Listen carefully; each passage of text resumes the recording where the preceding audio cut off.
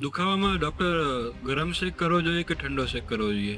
બહુ બધા દર્દી આવે છે એટલે બધાને આ જ કન્ફ્યુઝન હોય છે. દર્દીની ડૉક્ટરને પણ કન્ફ્યુઝન હોય છે કે ગરમ શેક વધારે સારો કે ઠંડો શેક. તો બંનેનું કામ એવું છે કે જ્યારે બી કોઈ આપણને ઇન્જરી થાય ને તો ઇન્ફ્લામેશન થાય. તો ઇન્ફ્લામેશન ઓછું કરવા માટે આપણે શેક કરતા હોઈએ છીએ અને બંનેના જે મેકેનિઝમ ઓફ એક્શન છે અલગ છે. એટલે ઠંડો શેક શું કરે કે જે જગ્યાએ આપણને ઈજા થઈ છે કે સોજો આવ્યો છે તો એ જગ્યાએ લોહીનું સર્ક્યુલેશન, બ્લડ સર્ક્યુલેશન ઓછું કરી દે છે. એના લીધે ત્યાં દુખાવો ઓછો થઈ જાય છે. એ બરફ ઘસવાથી આ કોલ્ડ શેક એટલે ઠંડા શેક થી આ થાય છે. અને ગરમ શેક એનું ઓપોઝિટ ફંક્શન કરે છે. એટલે ગરમ શેક કરવાથી બ્લડ સર્ક્યુલેશન વધી જતું હોય છે. તો બ્લડ સર્ક્યુલેશન વધવાથી પણ દુખાવો ઓછો થાય. તો એવા કેસીસ જેમાં એક્યુટ ઇન્જરી છે કે જ્યારે કોઈ વાગ્યું છે અને વાગવાના લીધે સોજો આવ્યો છે, એવા કેસીસમાં ઠંડો શેક કરવો જોઈએ. બીજું કે એવા જોઈન્ટ્સ કે જે સુપરફિશિયલ છે, જેમ કે ની જોઈન્ટ એટલે ઢીચણનો જે જોઈન્ટ છે એ સુપરફિશિયલ છે, એમાં કોઈ ચરબી ના આવે, સીધો જોઈન્ટ આવે, એન્કલ જોઈન્ટ છે, એ બધા જોઈન્ટ્સમાં ઠંડો શેક કરવો વધારે હિતાવહ છે, કારણ કે એમાં ગરમ શેક કરવાથી જોઈન્ટને ડેમેજ થાય. અને એવા પાર્ટ્સ કે જ્યાં જોઈન્ટ સુપર ડીપ છે, જેમ કે બેક પેન છે, તો બેક પેનમાં મસલ્સની બહુ બધી લેયર હોય તો ત્યાં ગરમ શેક કરવો વધારે હિતાવહ હોય. બીજું કે ક્રોનિક પેન હોય કે સ્પાસ્ટિક પેન હોય, જેમ કે સ્પાઝમ,